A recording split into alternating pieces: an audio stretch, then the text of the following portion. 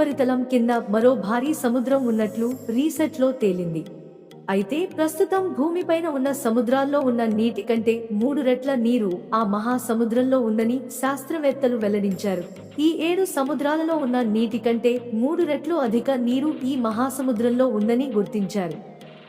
ఆ మహాసముద్రానికి గిగాంటిక్ మహాసముద్రం అని పేరు పెట్టారు.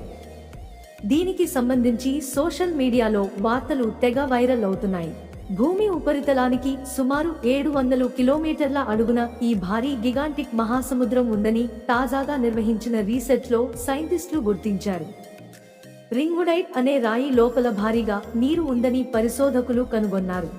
Dehydration melting at the top of the lower mantle అనే పేరుతో విడుదల చేసిన ఓ పరిశోధన నివేదికలో సైంటిస్టులు వెల్లడించారు.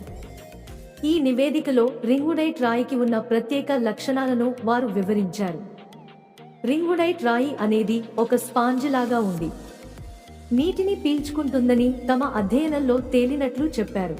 ఇక ఈ రింగుడైట్ రాయి నిర్మాణం ప్రత్యేకంగా ఉన్నట్లు గుర్తించారు.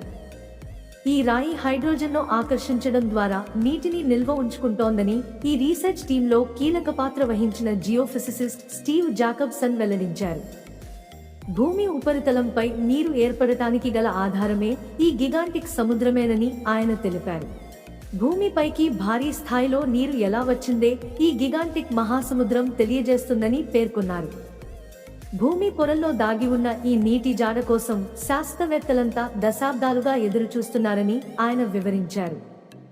భూమి మ్యాంటిల్ మార్పిడి జోన్లోని ఖనిజాల్లో భారీ స్థాయిలో నీటి నిల్వ సామర్థ్యం ఉందంటే దాని అర్థం భారీ నీటి జలాశయం ఉందని గుర్తించారు.